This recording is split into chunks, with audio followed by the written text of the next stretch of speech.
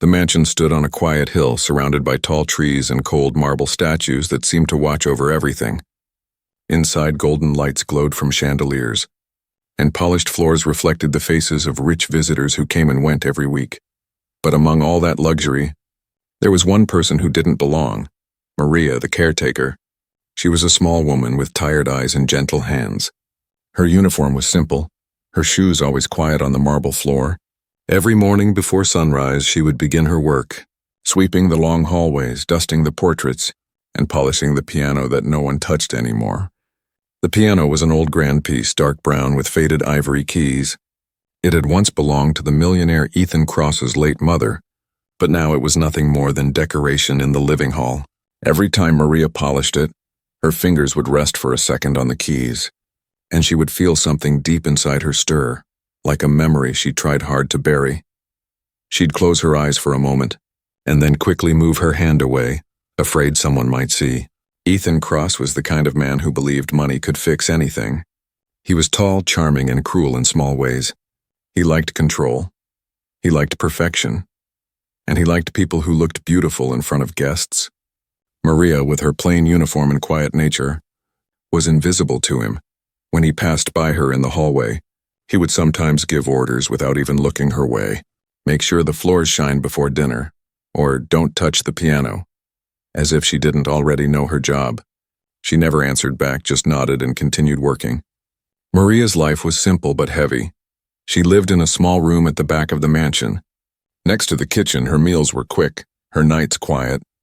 She had no family to write to, and no friends to talk to, yet every night, after finishing her duties, she would sit by the window and look at the stars, listening to the faint hum of the city below.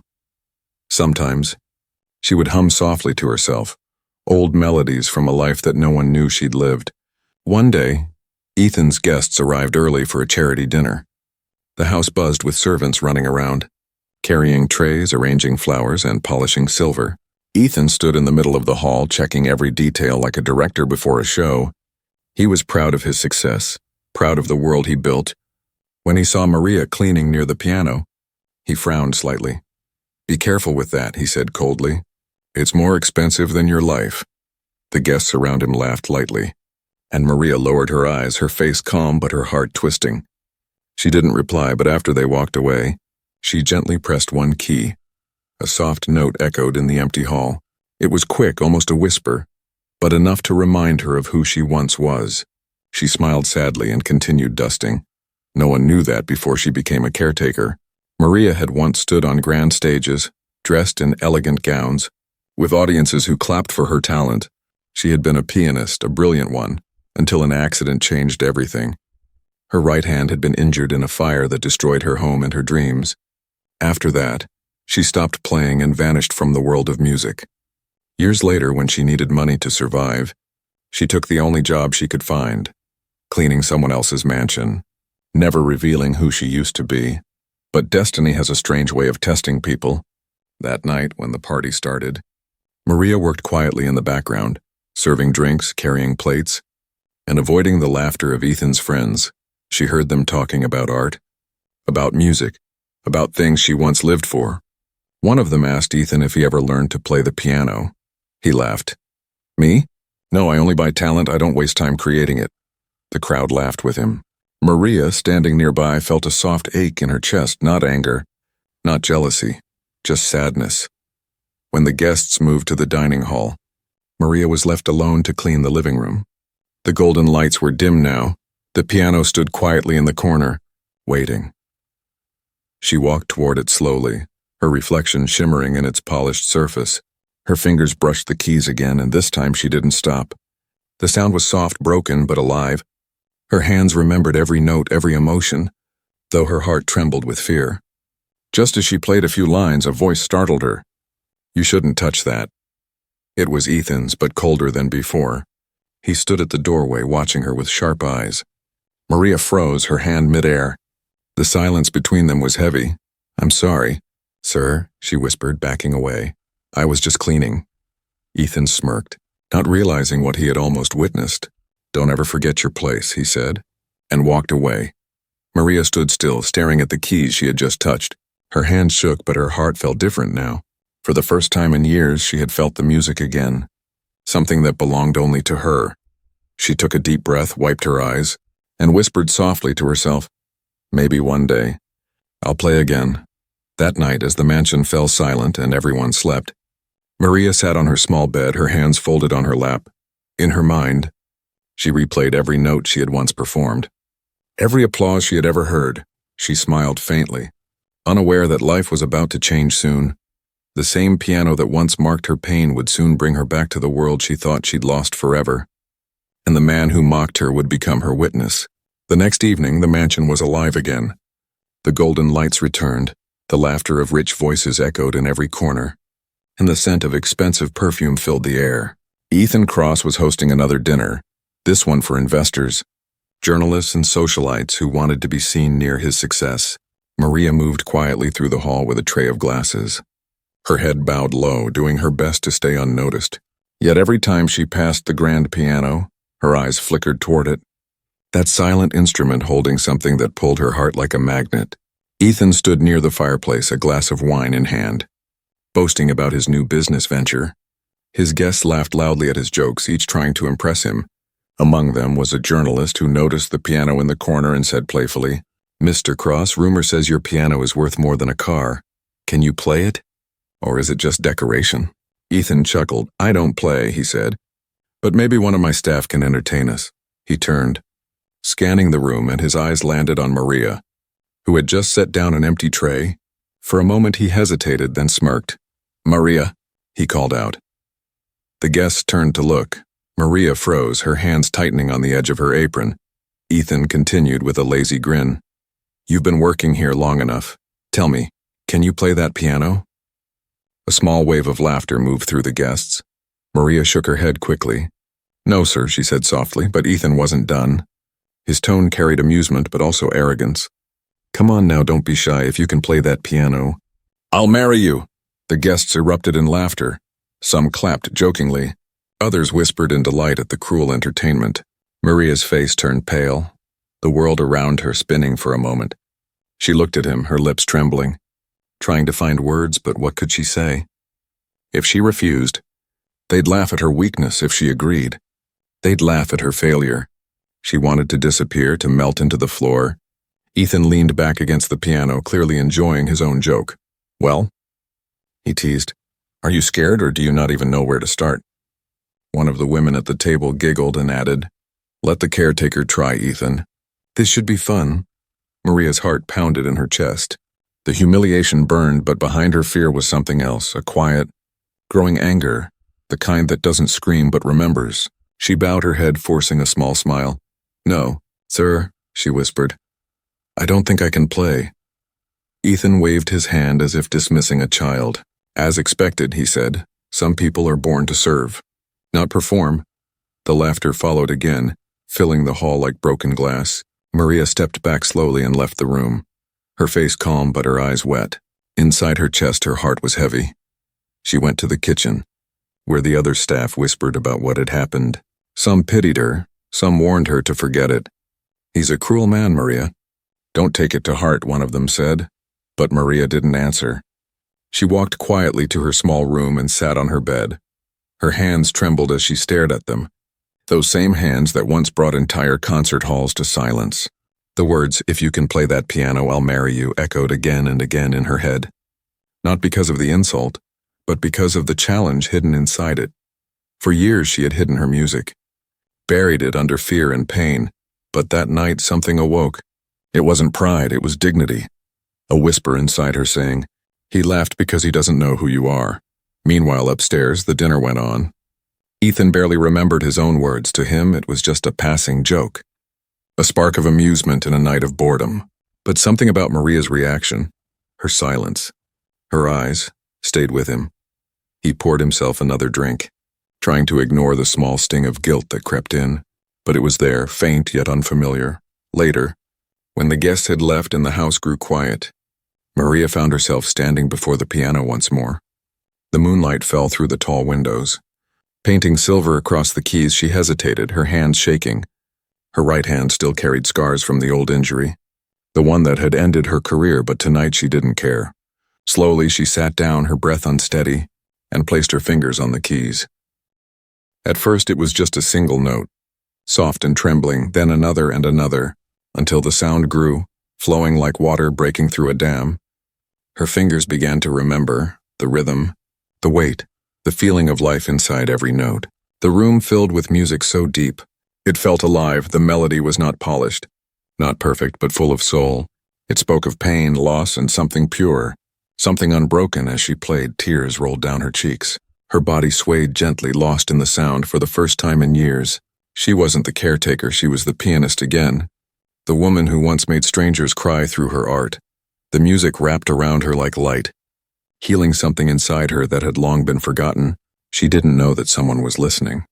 At the top of the stairs, Ethan had stopped mid-step, a glass still in his hand. The haunting notes reached him through the silence of the hall. He walked slowly toward the source, the sound growing clearer with each step. When he reached the doorway, he froze, his eyes widened. Maria sat under the pale moonlight, her face calm, her fingers moving across the keys with grace and power. The woman he had mocked just hours ago was creating magic right before his eyes. He didn't speak, didn't move, afraid the sound might stop. The melody rose and fell like a heartbeat, and for the first time in his life, Ethan felt small. The music wasn't just beautiful, it was humbling. When Maria finally stopped, she sat still for a long moment, her hands resting on the keys, breathing heavily. Ethan stepped back quietly before she could see him. His heart was pounding, and for the first time, he couldn't find words to explain what he'd just witnessed. Downstairs, Maria wiped her tears and smiled faintly, not knowing that her secret was no longer a secret. That night, the mansion didn't feel as cold. The piano didn't seem so lonely, and the words that had once hurt her, "If you can play that piano, I'll marry you," no longer sounded cruel. They sounded like a promise the universe had twisted into something else. A beginning, not an insult. The night after the cruel bet, the mansion seemed different, quieter than usual. The laughter that had once echoed through the halls was gone, replaced by a strange tension that hung in the air. Maria went about her duties as she always did, dusting shelves, watering plants, polishing furniture. But her mind wasn't at peace. Her hands did their work, but her thoughts replayed the sound of the piano from last night. Every note she had played, every tear she had shed still lived inside her. She had not meant to be heard, but part of her heart wished someone had listened. Upstairs, Ethan Cross sat in his study, the same glass of whiskey untouched on the table. His mind wouldn't let him rest. He had heard her, that caretaker, that woman he mocked without a second thought. He remembered how her fingers moved, how her face softened with every note. He couldn't explain why it disturbed him so deeply. For the first time, he felt ashamed. The image of her sitting under the moonlight had burned into his thoughts like a quiet storm. He didn't sleep much that night, and when morning came, his eyes were still on the piano room door. When Maria entered the hall that morning, sunlight spilled across the floor. She carried her cleaning supplies as always, pretending nothing had changed, but when she saw the piano, she paused. Her heart ached with a mix of fear and longing. She wanted to play again, just once more, not for anyone, but for herself. But she remembered Ethan's words, "Don't ever forget your place." Those words still hurt like glass under her skin. So she lowered her head and began polishing silently. Suddenly, she heard footsteps. Ethan's voice followed. "Calm but strange, Maria," he said. She froze, then turned slowly, her eyes lowered. "Yes, sir?" Ethan walked closer, hands in his pockets. He looked at her for a moment, trying to read the quietness in her face. "Did you play last night?" he asked, pretending curiosity. Maria's heart stopped. She didn't know what to say. If she admitted it, she might lose her job. If she denied it, she'd be lying. So she chose her silence. Ethan took a step closer. "I thought I heard music," he continued. "Beautiful music," Maria finally spoke, her voice soft but steady. "Maybe the wind, sir," she said. Ethan smirked faintly, but his tone carried respect now, not arrogance. "The wind doesn't play Chopin," he said quietly. Maria's eyes flickered up for a second, shocked. She hadn't realized he recognized the piece. "You know music?" she asked before she could stop herself. Ethan looked away. "My mother used to play," he replied. "I grew up with it. I'd know those notes anywhere." There was a long silence between them. Maria's heart softened slightly, but she kept her tone formal. "Forgive me, sir. I didn't mean to disturb anyone." Ethan shook his head. "You didn't disturb me," he said almost too quietly. "You reminded me." He turned and left before she could answer, leaving her standing beside the piano, her mind spinning. From that day, things began to shift in small, unspoken ways. Ethan no longer barked orders at her. He watched her more closely, not as a servant, but as someone he couldn't quite understand. Sometimes, during the late evenings, he'd pass through the hall and pause near the piano, hoping to hear her play again, but Maria never did. Not while he was awake. She didn't want pity, and she didn't trust his sudden kindness. A week later, the mansion hosted another event, this time a charity ball filled with musicians, sponsors, and art lovers. The grand piano stood in the center again, polished and gleaming under the chandeliers. Ethan noticed how every guest admired it, praising its make and history. He smiled, but his eyes kept drifting to Maria, who worked quietly at the back, serving drinks. The memory of her midnight music still haunted him. Then came an unexpected moment. One of the guests, a famous pianist, asked to perform a short piece. The crowd gathered and the music began, but halfway through the guest broke a string and stopped. The atmosphere turned awkward. People whispered. The pianist laughed nervously and stepped away. "Looks like the piano doesn't want to be played tonight," he joked. Ethan's mind sparked with an idea. He looked directly at Maria across the room. "Maria," he called softly. All eyes turned. She froze again, just like before. The last time he said her name in front of guests, it was to humiliate her. This time, she didn't know what was coming. Ethan's tone, however, was different, respectful but firm. "You," he said. "You know how to handle this piano, don't you?" The guests exchanged curious looks. Some whispered, "Isn't she just the caretaker?" Maria felt her pulse race. "Sir, she started, but he interrupted. "Play something," he said simply. "Anything you like." The room went still. The laughter died down. Maria looked at the piano, then at Ethan. Her throat tightened. She could still feel the burn of that night's humiliation, but she also remembered how it felt to play again, how her heart came alive through the sound. Slowly, she walked toward the piano. Each step felt heavier than the last. She sat down, her fingers hovering over the keys. The room was silent enough to hear the rain tapping against the windows. Then she began. The first note trembled. The second followed like a whisper. Then came a soft melody that grew richer, deeper, filling every corner of the hall. The crowd's expressions changed. Surprise, awe, disbelief. Some guests covered their mouths. Others leaned forward. The woman they had thought of as invisible was performing like a true artist. Ethan stood motionless, his heart pounding with pride and guilt all at once. Every note she played told a story of strength and pain. It wasn't just talent, it was truth. When she finished, the silence lasted longer than the music itself. Then, one by one, people began to clap. First slowly, then louder, until the entire room rose to its feet. Maria bowed her head slightly, her eyes glistening. She didn't look at Ethan. She didn't need to, he understood. That performance wasn't for him, it was for herself. To reclaim the voice that life had taken away.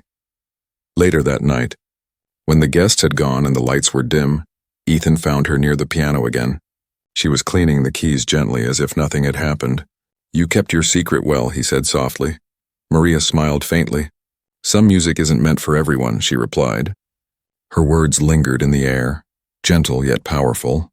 Ethan nodded slowly, realizing he had just witnessed something priceless, not just a performance, but a rebirth. That night changed something deep inside Ethan Cross. The echoes of Maria's music followed him long after the guests had gone.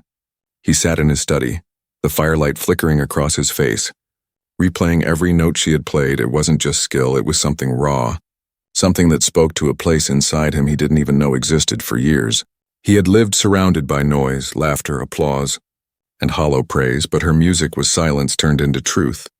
He poured himself a drink but didn't taste it. His eyes drifted to the grand piano visible through the half-open doors of the hall. It looked different now, not just a piece of furniture, but a bridge between two worlds. The arrogant one he had built and the humble one she lived in. He realized that he had spent his life measuring people by their appearance, their status, or their usefulness to him. But Maria, she had something money couldn't buy, something he couldn't command. The next morning, Maria expected trouble.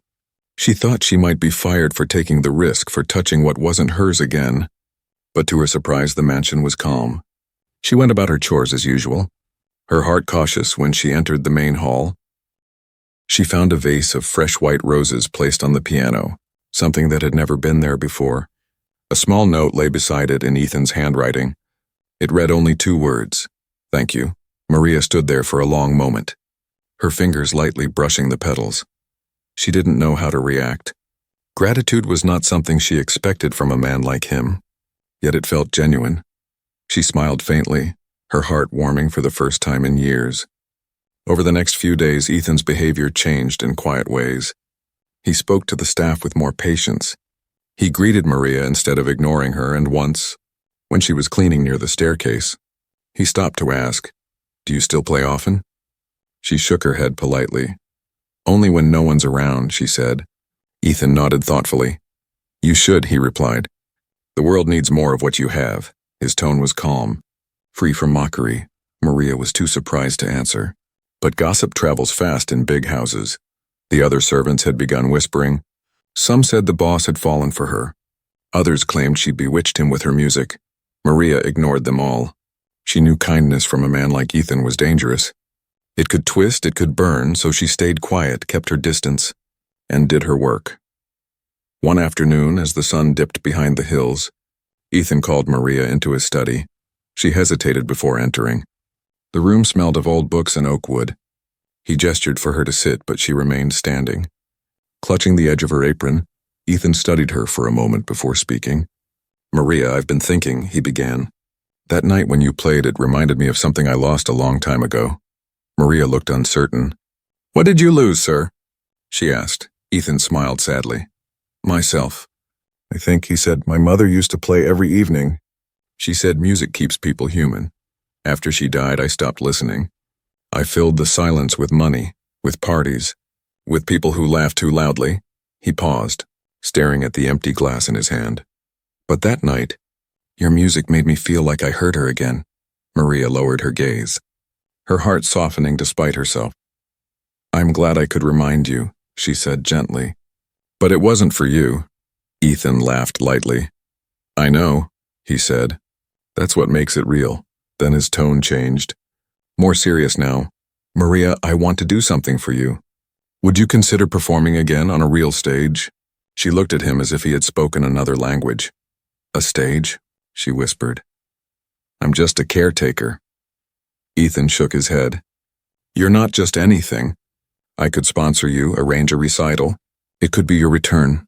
Maria took a step back, her expression guarded. "No, sir," she said quietly. "My time for that is over. The world I came from doesn't want me anymore." Ethan frowned. "Because of your hand?" he asked gently. She nodded. "Because of everything," she whispered. "Music broke me once. I can't let it do that again," he wanted to argue. But something in her eyes stopped him. It wasn't fear. It was pain. Deep and old, he nodded slowly. "All right," he said softly. "I won't push," but his mind didn't rest. The more he thought about her, the more he wanted the world to see what he had seen. It wasn't about pity or admiration, it was about justice, about giving light back to something that had been hidden too long. He began to make quiet arrangements without her knowing, contacting a friend in the music industry, arranging an event that could feature an unknown pianist with extraordinary talent. He told no one her name, not yet. Meanwhile, Maria noticed small changes around the mansion. The piano was tuned professionally for the first time in years. New sheet music appeared near it. She didn't know who placed it there, but she guessed. Ethan often lingered nearby during her cleaning hours. Pretending to read or take calls, his presence made her nervous. Yet oddly safe one evening. As she finished her work, Ethan approached her again. "There's a concert next month," he said. "Would you come?"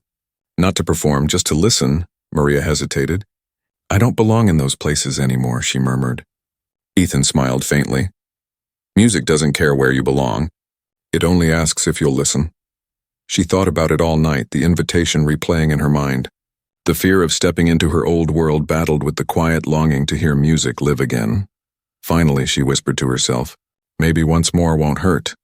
What neither of them knew was that fate was already writing the next note in their story. Ethan's admiration was turning into something deeper, something he hadn't planned for. And Maria, though she didn't admit it, was beginning to see him differently too. The arrogance she once hated had softened into humanity. But their worlds were still divided by more than class. It was trust. And trust, like music, takes time to rebuild. And somewhere in the mansion, under the same silver moon that had witnessed her secret song, the piano waited once more, silent yet alive. Knowing it would soon play again, the concert invitation stayed in Maria's mind like a whisper she couldn't ignore. Each morning, as she walked past the grand piano, she would glance at the stack of sheet music resting on top of it. The pages were crisp and new, filled with notes she hadn't read in years. She'd dust them carefully but never dared to open them. It wasn't fear of the music itself. It was fear of what it would awaken. She had buried that part of her life so deeply that even remembering felt dangerous. A week passed before she finally gave Ethan her answer. He was in the garden talking with his event coordinator. When she approached, her voice was calm but uncertain. "I'll go to the concert, sir," she said. Ethan looked surprised, then smiled. "Good," he replied softly. "You won't regret it." The day of the concert arrived. The city theater glittered with lights. Crowds in elegant clothes moved through the entrance. Maria wore a simple navy dress, borrowed from one of the housemaids who insisted she shouldn't go looking like a servant. She stood outside the grand hall, nervous, her hands gripping her small purse tightly. When Ethan appeared, he looked different too, less like the cold businessman, more like a man trying to be human again. "You look beautiful." "Maria," he said politely. She smiled faintly. "You look less frightening than usual," she replied, surprising herself with a small laugh. Ethan laughed too. "Progress," he said as they entered together. Inside, the orchestra began to play. The sound washed over Maria like a wave she hadn't felt in years. Her heart tightened as the violin swelled and the piano joined. The music carried her back to her youth, her first recital, her parents' proud faces, the standing ovation she had once earned. And then the fire, the injury, the silence. She blinked quickly, hiding her tears. Ethan noticed. "You miss it," he whispered. Maria nodded slowly. "You don't stop missing what made you feel alive," she said quietly. Ethan didn't answer. He just looked at her, realizing how much pain she carried behind her calmness. After the show, they walked outside. The night air cool and still. The street lamps glowed softly, and for a while neither of them spoke. Then Ethan turned to her. "You belong there," he said firmly, "on that stage." "Not in my house cleaning floors." Maria looked at him, half smiling, half sad. "You don't understand," she said. "That stage took everything from me. I gave it all, and when I fell, no one caught me." Ethan hesitated, his voice quiet. "Then let me be the one who helps you stand again." Maria looked away, her heart pounding. "Why?" she asked. "Why do you care?" Ethan paused for a long moment, then said, "Because I mocked a woman who turned out to be greater than everyone in that room, including me, and I can't forget it." The honesty in his tone silenced her. She had expected pride or pity, not truth for a moment. She saw him differently, not as the arrogant man who humiliated her, but as someone trying, someone lost in his own way. She gave him a small nod. "Some wounds don't heal with apologies," she whispered, "but music, maybe music can." That night, back at the mansion, Maria walked alone through the empty hall. The piano gleamed under the chandelier. She approached it slowly and placed her hand on the keys. The soft sound that came out was almost like breathing. She began to play quietly, only for herself, but every note seemed to travel beyond the room. Ethan, upstairs in his study, froze when he heard it. He set down his pen and listened, closing his eyes, letting her music fill the silence. For the next few days, it became a silent ritual each night. After everyone went to bed, Maria played softly, unaware that Ethan listened from above. The music carried through the mansion like a secret conversation between two souls who didn't yet know how to speak in words. One morning, Maria found an envelope on her pillow. Inside was a letter written in Ethan's handwriting. "You once said music can heal." It read, "Let it heal you now. The world deserves to hear you again. I've arranged a small private recital at the mansion next month. Only a few guests. No press, no judgment, just truth. If you refuse, I'll understand, but if you accept, I'll make sure the piano is ready for you." Maria sat on her bed for a long time. Staring at the letter, her first instinct was to say no. Fear gripped her, the fear of failing, of being seen again. But then she remembered the night of the bet, the humiliation, and how she had turned that pain into music. If she could survive that moment, maybe she could face this too. She looked at her right hand, the scars still faintly visible. She flexed her fingers slowly, whispering to herself, "One last time, From that day, she began to practice in secret. When the mansion emptied during the afternoon, she played softly, rebuilding her strena. Her fingers stumbled at first, but gradually the old confidence returned. The servants sometimes paused at the door, listening quietly, not daring to interrupt. Even they could feel something special happening. Ethan never interfered. He only watched from a distance, proud but nervous. He didn't know what Maria would decide, and he didn't want to pressure her. He just wanted to see her light shine again. Finally, the night of the recital arrived. The hall was decorated simply, candles flickering along the piano's edge. Only a small group of close acquaintances attended, people Ethan trusted not to gossip. Maria stood backstage, her heart racing. She wore a simple black gown Ethan had arranged for her, elegant yet modest. As she looked at her reflection, she whispered, "You're not the caretaker tonight." She took a deep breath and walked toward the piano. The crowd quieted as she sat down. Ethan stood near the back, his eyes fixed on her. The first note broke the silence like dawn breaking over darkness. The melody that followed was unlike anything anyone had ever heard. It was not the performance of a professional seeking perfection. It was the confession of a soul. Every note carried her pain, her strength, her forgiveness. By the time she finished, some guests were wiping tears. The room erupted in quiet applause, not loud, not forced, just pure respect. Ethan's eyes glistened. Maria looked up briefly, and for the first time she didn't bow as a servant. She smiled as an artist reborn. That night, Ethan walked her to her room. "You did it," he said softly. Maria smiled. "No," she whispered. "We did." The mansion felt lighter that night, and for the first time in years, Maria slept without dreaming of the fire or the past. Her heart was full, not of regret, but of peace, and somewhere deep inside her, she knew this wasn't the end of her story. It was the beginning of her freedom. The recital had ended, but its echo refused to fade. For days, the sound of Maria's performance seemed to linger in every corner of the mansion. The servants still whispered about it, the caretaker who played like a master, the guests who wept quietly as if they'd witnessed something sacred. Even Ethan Cross, a man once addicted to control and reputation, felt humbled in ways he couldn't explain. Maria, on the other hand, returned to her quiet duties as though nothing had happened. She cleaned the same halls, polished the same chandeliers, but something inside her had changed. Her steps were lighter, her silence softer.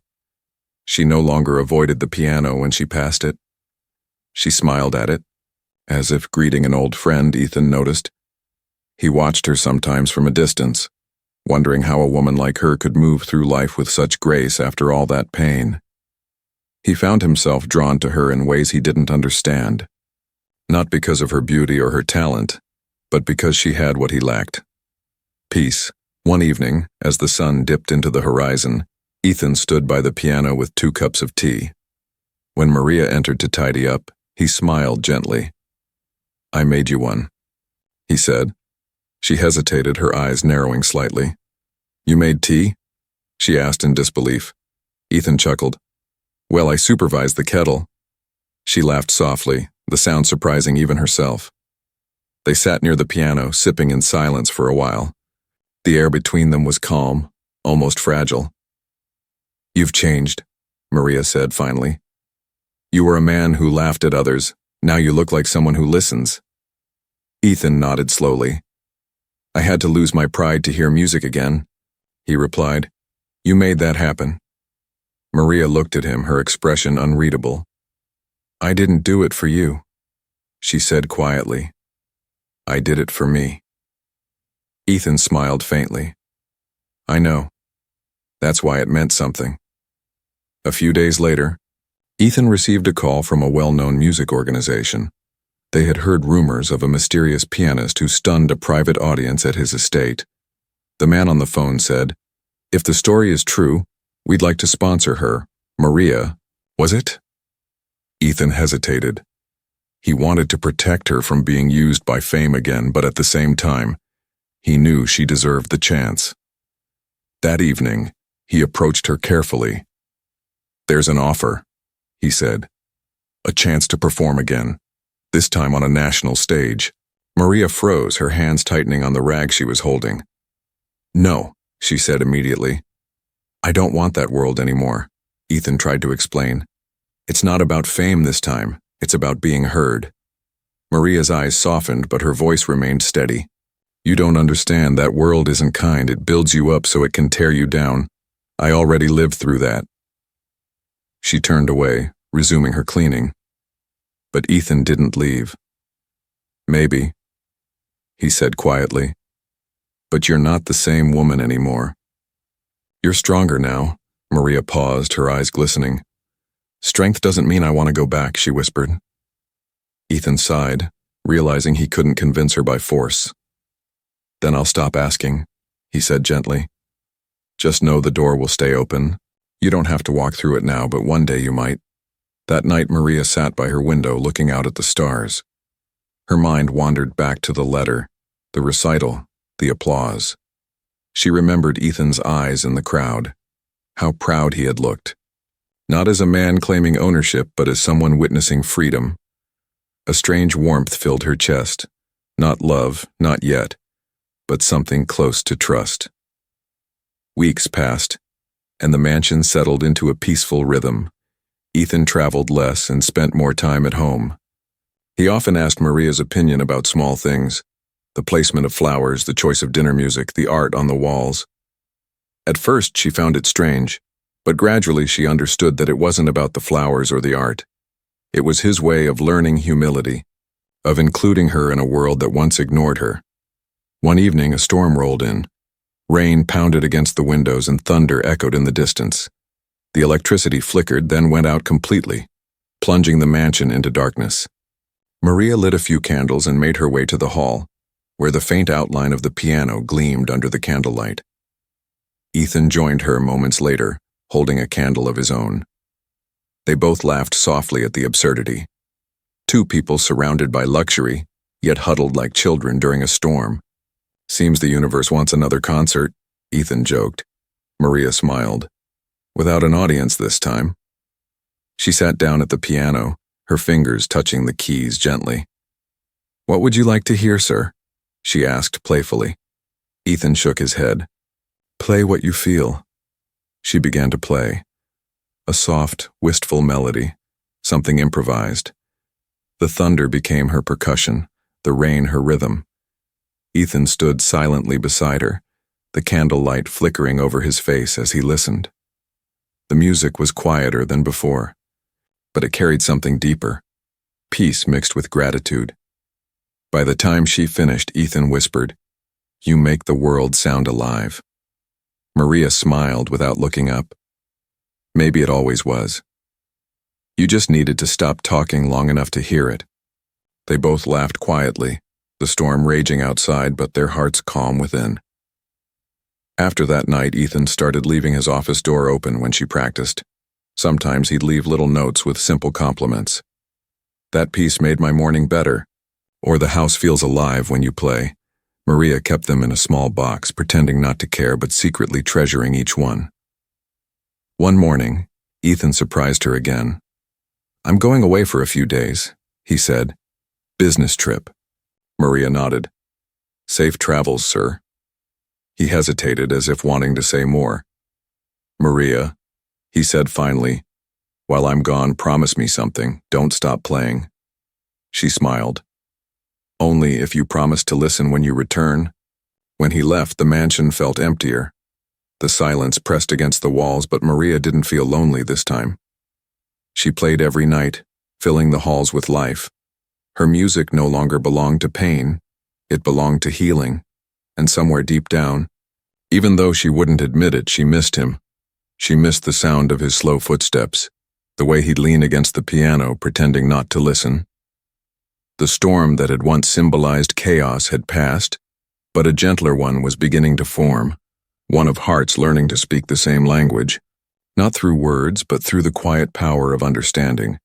Neither of them knew it yet, but the real test of their connection was coming soon. a test that would reveal whether their fragile peace was strong enough to survive the truth that life was about to bring. The mansion felt strange without Ethan. The rooms were quieter, the halls colder. Maria went about her duties as usual, but she caught herself glancing toward the staircase more often, expecting his voice to echo from somewhere. He had been gone for only 3 days, yet the silence felt heavier than before. She played the piano each evening as she promised, her music filling the empty spaces. But even her melodies sounded lonelier now. On the 4th day, she received a call from one of the household staff, her hands trembling as she held the phone. "Maria," the voice said urgently.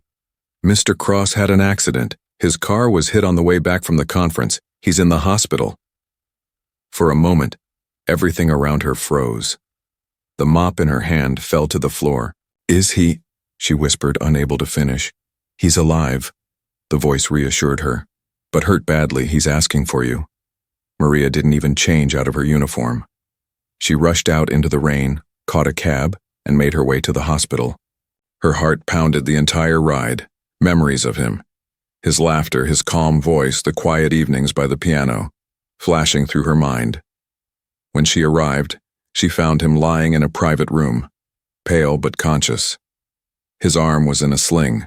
A few cuts marked his face, but his eyes lit. Up when he saw her, "You came," he said weakly. She swallowed hard. "You shouldn't have driven in the storm." He smiled faintly.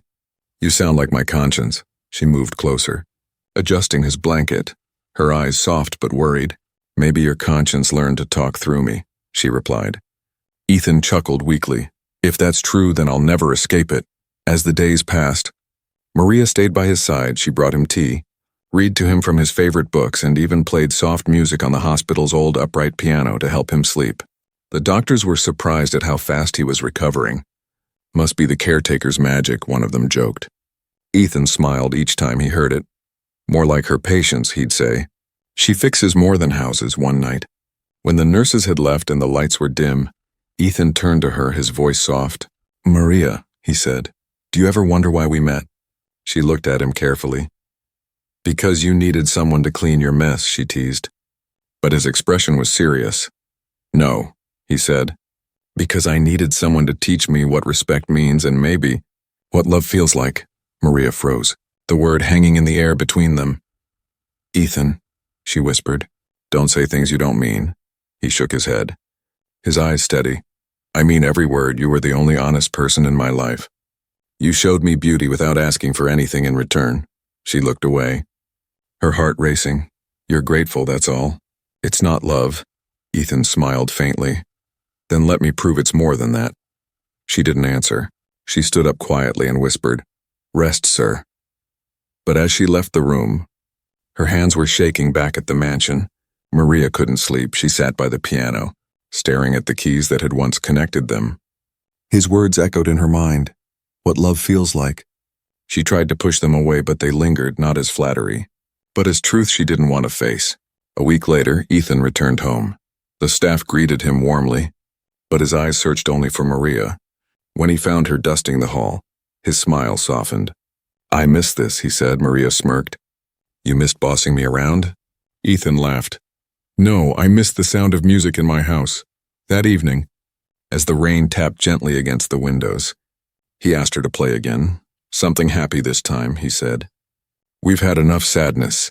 Maria sat down and began to play a light, cheerful tune.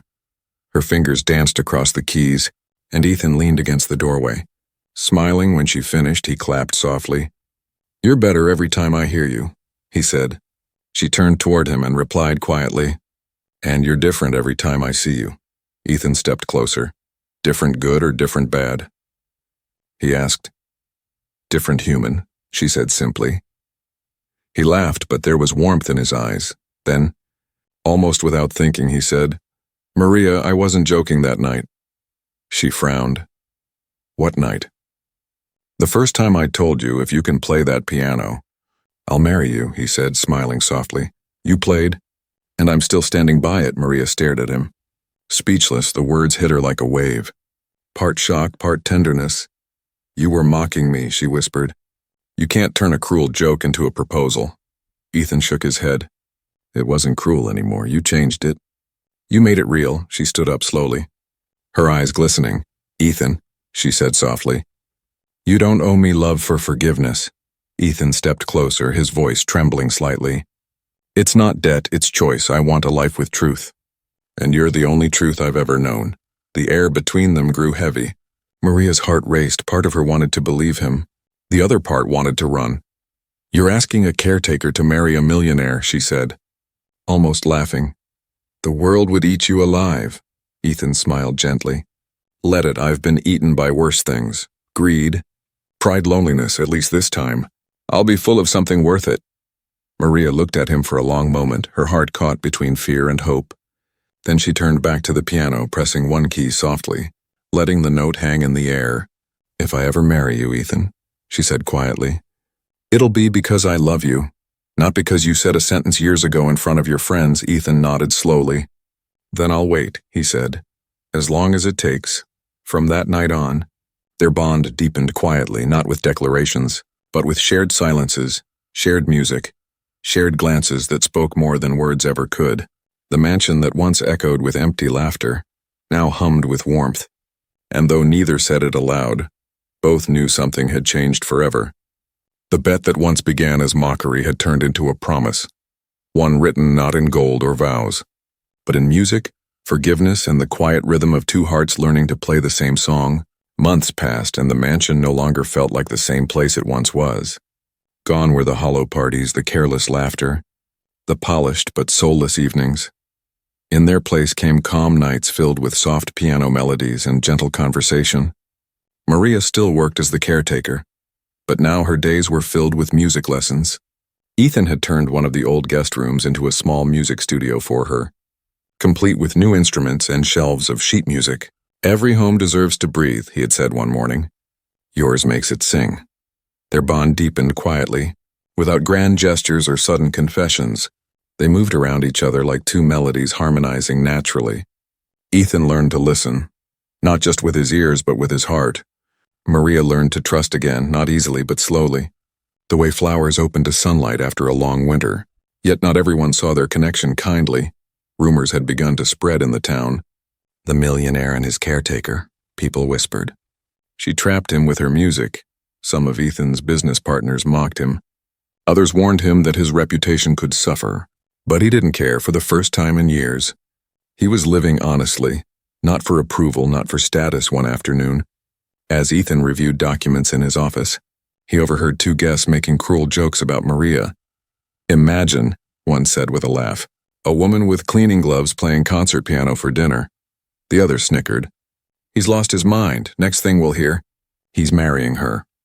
Ethan stood in silence for a moment, his jaw tightening. Then he said firmly, if I did, it would be the smartest decision I've ever made. The room went quiet. The men exchanged awkward glances before mumbling excuses and leaving. Maria heard about it later from one of the staff. She found Ethan in the garden, trimming the roses. You shouldn't have said that, she said softly. People will talk. Ethan smiled without looking up. They've always talked. The difference is, this time I'm not ashamed of the truth, she sighed, shaking her head. You're reckless. Ethan looked at her then, his gaze soft but steady. Maybe, but I'd rather be reckless for something real than careful with lies. That night, Maria couldn't sleep. She walked through the quiet halls until she reached the piano. The moonlight spilled across the floor. The same moonlight that had once watched her play in secret now fell upon her like a silent blessing. She sat down and began to play, not classical pieces this time, but her own melody, a song she had written in her heart but never dared to perform. Ethan, as always, found her there. He leaned against the doorway, smiling as the music wrapped around him. When she finished, he clapped softly. You've stopped hiding from it, he said. That's the first step to freedom. Maria looked at him with a faint smile. And what's the second? She asked. Ethan stepped closer, his voice low, sharing it with the world. A week later, he revealed a surprise. I've arranged another concert, he said. This time not in my mansion but in the city hall. Maria froze. No, she said immediately, I can't. That world isn't mine anymore. Ethan shook his head. It is, and it always was. You just left it behind for a while. She wanted to refuse again, but his eyes held a quiet determination she couldn't fight. When the day arrived, the hall was packed. The audience was curious about the mysterious pianist Ethan Cross had chosen to sponsor. Maria stood backstage, her hands trembling. "What if I fail?" she whispered. Ethan took her hands gently. "Then you'll fail beautifully," he said with a smile. "But you won't. I've heard your soul play." It never fails. As she stepped onto the stage, the applause faded into silence. She sat down, her reflection shining on the black piano lid. For a moment, fear filled her chest. Then she saw Ethan standing at the back of the hall. His expression calm, reassuring. She took a deep breath, and the first note fell into the air like rain. The melody that followed was unlike anything she had ever played before. It was the story of her life. Pain, loss, forgiveness, rebirth. Her hands moved freely, her scars glinting under the lights. The audience listened in awe, some closing their eyes, some crying quietly. By the time she finished, the hall erupted into a standing ovation. Maria stood slowly, tears streaming down her cheeks. She bowed deeply, but her eyes went straight to Ethan. He didn't clap at first. He just smiled, proud and quiet, like a man watching his dream unfold. After the performance, the press rushed to her, calling her the caretaker pianist. She smiled shyly and said, "I was never just a caretaker. I was only waiting for the right reason to play again." That evening, Ethan took her to a small rooftop overlooking the city. The lights below shimmered like scattered stars. "You did it," he said softly. "You didn't just play music, you told the truth." Maria turned to him, her eyes warm. "You gave me the courage to." He hesitated for a moment, then reached into his pocket and pulled out a small velvet box. Maria's heart stopped. "Ethan," she began, but he shook his head. No grand speech, no promises of forever, just a question. He opened the box to reveal a simple silver ring. "You once said you'd marry me only if it came from love." "Not pity," he said quietly. "So Maria, do you love me?" Tears welled in her eyes. She didn't speak right away. She looked at the man who once mocked her. Now standing humbly before her under the night sky, she smiled through her tears. "I don't just love you," she whispered. "I forgive you, and I thank you." Ethan slipped the ring onto her finger gently. "Then my joke became my destiny," he said softly.